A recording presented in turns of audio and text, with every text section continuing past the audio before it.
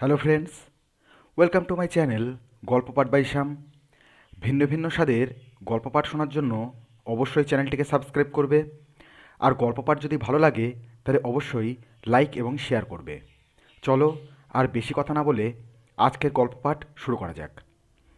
আজ আমি যে গল্পটি পাঠ করতে চলেছি সেটি গৌরাঙ্গ প্রসাদ বসুর লেখা ভৌতিক কাহিনী। চলো শুরু করা যাক।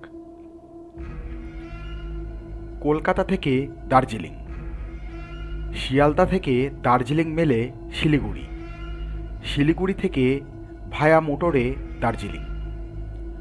পুজোর ছুটিতে কলকাতা ছেড়ে আমাদের দার্জিলিং আসা। আমাদের মানে আমার ও আমার বন্ধু কোমলের। শিয়ালদায় রাত 9টায় ট্রেনে চেপে ভোর 8টায় শিলিগুড়ি পৌঁছলাম।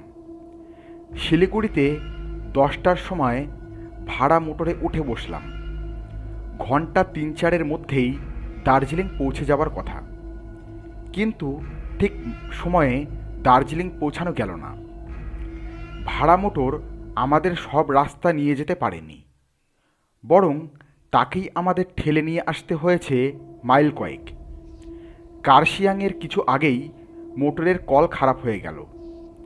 পাহাড়ে রাস্তা ভেঙে আমাদেরই মোটর টেনে আনতে হলো কার্শিয়াংয়ে। তারপর ওখানে মোটর সারিয়ে দার্জিলিংয়ে আগমন।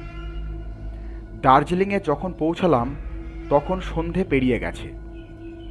6টার আগেই এখানে সন্ধে হয়। মাউন্ট এভারেস্ট হোটেলে আগেই চিঠি লিখে জায়গার ব্যবস্থা করেছিলাম। গিয়ে নাম বলতেই ম্যানেজার আমাদের ঘর দেখিয়ে দিলেন। ঘরখানা বেশ, দুদিকে দুখানা খাট, বিছানাপত্তর সেসব হোটেলেরই। ওসব কিছুই আমাদের আনতে হয়নি। জিনিসপত্র রেখে হাত মুখ ধুয়ে নিচে খেতে গেল কোমল। আমার আর খাওয়ার উৎসাহ ছিল না। পাহাড়ে পথ মোটরে আসতে এবং মোটর ঠেলে নিয়ে আসতে 2বার বমি করেছি। ভারী ঘুম পাচ্ছিল। আলো নিভিয়ে কম্বল টেনে শুয়ে পড়লাম। শোয়া মাত্রই ঘুম। কতক্ষণ ঘুমিয়েছি জানি না। হঠাৎ আমার ঘুম ভেঙে গেল। দেখি গায়ের কম্বল গায়ে নেই। আমি শীতে কাঁপছি। কম্বলটা সরে গেছে বোধহয়। পা দিয়ে অনেক খুঁজলাম। শেষে হাতড়াতে শুরু করলাম, কিন্তু কম্বল কই। হাতটা একটু বাড়াতেই কম্বল পেয়ে গেলাম। সরে গেছে বোধহয়। কম্বল ধরে টান দিলাম, কিন্তু কম্বল এলো না। কি ব্যাপার?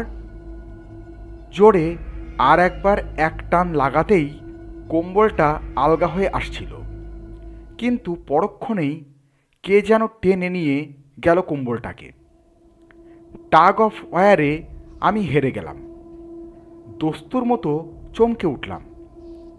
আবার হাতড়াতে শুরু করলাম। কম্বলটা পেলাম, কিন্তু এবার আর কম্বল সরছে না। হাতড়ে বুঝলাম একটা লোক কম্বলটা গায়ে শক্ত করে জড়িয়ে শুয়ে আছে আমার পাশে। এ আবার কে ভাবনা হলো। একটু ভয়ও পেলাম। চোর ডাকাত নাকি? চোর ডাকাত হলে শুয়ে থাকবে কেন? চোর তো চুরি করে। আমি ভাবতে থাকি, হয়তো খুব শীত লেগেছে। এই হচ্ছে দার্জিলিংয়ের শীত। অন্ধকার একটু ফর্সা হলেই উঠে আমাদের ফর্সা করবার মতলব বোধ হয় ওর। সাহস করে ফের হাত বাড়ালাম। এ যে দেখছি নাক, একটা নাক। একটা নাকই বটে। হ্যাচ্চ! কেমন করে আমার একটা আঙুল ওর ওই একমাত্র নাকে ঢুকে যাওয়াতে এই বিপত্তি। আমার পাশের লোকটি হেঁচে দিল। আমি বেজায় রকম চমকে গেলাম। ভয়ও পেলাম খুব। এ যে দেখছি কান, এক পাটি কান। মলা যাক তাহলে। মনের সুখে আর হাতের সুখে ওর কান মলতে থাকি।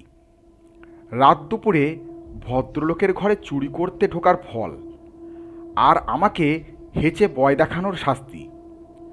আহ, উম, ভারী আরাম পাই আমি। ওর একটা এটা কম্বল কেড়ে নেওয়ার দণ্ড। ভারী শীত। আমার এদিকে গায়ে একটা গেঞ্জি ছাড়া আর কিছুই নেই। ভাবলাম ডাকা যাক কমলকে, তারপর দুজন মিলে ওকে মেরে তাড়াবো। ডাকাই যাক। কোমল, কোমল, খুব নিচু স্বরে ডাকলাম। কোমলের সাড়া নেই। কোমল, কোমল, আগের চেয়ে একটু উঁচু পর্দায় ডাকি। কোনো উত্তর নেই। ছেলেটা ভারী ঘুম কাতুরে। ঘুমোলে ওর আর জ্ঞান থাকে না, একেবারে মরার মতো ঘুমোয়। কোমল, কোমল, একটু গলা তুলি। হুম। কোমলের খাট আমার বাঁদিকে। সেখান থেকে উত্তর আসে খুব নিচু স্বরে। শোন। কি? দেখ ভারী। কি দেখব? আর কেমন করেই বা দেখব? যা সূচিভেদ্য অন্ধকার। দেখতে হবে না, শোন। আমি চটে উঠি। কি? ভারী মুশকিল। একজন লোক এসে আমার কম্বল কেড়ে নিয়ে খাটে আমার পাশেই শুয়ে আছে। আমি এদিকে শীতে মরছি। আমারও খাটে একজন এসেছে, কিন্তু কম্বল কাড়তে পারিনি। একবার টেনে নিয়েছিল কেবল, ফের টেনে নিয়েছি।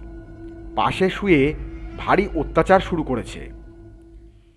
ভারী শীত করছে ভাই, কি করি? আমার এখানেও দুজন, তা না হলে এখানে শুতে পারতিস। আমার কম্বলটা ভাগাভাগি করে গায়ে দিতাম। এখন কি করি তবে? তোর খাটের সেই লোকটি তো আমার জায়গা ছেড়ে দেবে না। এক কাজ কর। কি? কাতুকুতু দিয়ে তোর পাশের লোকের কাছ থেকে কম্বল কেড়ে নে। ও ভাই, আমি পারবো না। কোথায় বগল কে জানে। কম্বলের ভিতর আমি হাত ঢোকাতে পারবো না। যদি হাত কামড়ে দেয়? তবে এক কাজ কর। কি? তোর পাশের লোকটাকে তুই এক লাথি মেরে খাট থেকে ফেলে দে। আমিও আমারটাকে দেখছি। আমি ভাই পারবো না। আমার চেয়ে ওর গায়ের জোর ঢের বেশি। কম্বল নিয়ে টাগ অফ ওয়ার করতে গিয়ে আমি তা টের পেয়েছি। ও তাহলে আমায় মেরেই ফেলবে। কাছে যে ছোড়াছুড়ি নেই, তাই বা কে বলবে? চেষ্টা কর। আমার খাটের ওপর বাসিন্দা বোধ হয় আমাদের কথাবার্তা শুনছিল। সে আমাদের দুজনার মধ্যে ছিল, অর্থাৎ আমার বাঁ পাশে। হঠাৎ এক প্রকাণ্ড লাথিতে আমি খাট থেকে পড়ে গেলাম। বাবা গো বলে আমি আর্তনাদ করে উঠি ব্যথায়। আমার পিলে বোধ হয় ফেটেই গেছে ওর লাথির চোটে। কোমলের গলা শোনা যায় এতক্ষণে। হ্যাঁ হ্যাঁ, আমার সঙ্গে চালাকি দিয়েছি বেটাকে এক লাথিতে ফেলে। হ্যাঁ। কোমল, কোমল, আমি কেঁদে ফেলি। কি রে, তোর কি হলো? আমাকে সেই পাজিটা খাট থেকে ফেলে দিয়েছে। ঘাবড়াস না, আয় তুই আমার খাটে এসে শো। এই কম্বল দুজনে গায়ে দেওয়া যাবে। ভাই কোমল, বেকায়দায় পড়ে আমার পা মুচকে গেছে। আমি আর উঠতে পারছি না। দাঁড়া, আমি আসছি। হঠাৎ আলো জ্বেলে উঠল। কোমল আমাকে পাজাকলা করে নিয়ে তার বিছানায় শোয়ালো। সেই লোক দুটো কই? আমি কোমলকে প্রশ্ন করি। ওদের ধরে পিটুনি দিতে হবে। কই, দেখছি না তো। কোমল আলমারির পাশ, চৌকির তলা সব খুঁজে দেখে। পালিয়েছে বোধহয়। কোথা দিয়ে পালাবে? কেন? দরজা? দরজা? দরজা দিয়ে কেমন করে পালাবে? দরজা দেখছিস না ভেতর দিয়ে বন্ধ। পালাবার পর ভেতর থেকে কে দরজা বন্ধ করবে শুনি? কোমল চটে ওঠে। তবে তারা গেল কোথায়? অদৃশ্য তো আর হয়নি। কি জানি, ব্যাপারটা ভৌতিক বলে মনে হচ্ছে। না না, ভূত নয় কক্ষনো। আমি তীব্র প্রতিবাদ করি। ভূত কখনো অমন করে হাসতে পারে না। ও রীতিমতো হেঁচেছে। তার উপর আমি ওর কান মলে দেখেছি। ওর কান রীতিমতো মানুষের কান। মানুষ হলে তারা যাবে কোথায় শুনি? মানুষ তো আর ভূত নয় যে হাওয়ায় মিলিয়ে যাবে। ও ভূতই, নিশ্চয়ই মানুষ সেজে এসেছিল। হঠাৎ আমার চোখ পড়ে আমারই পরিত্যক্ত বিছানার উপর।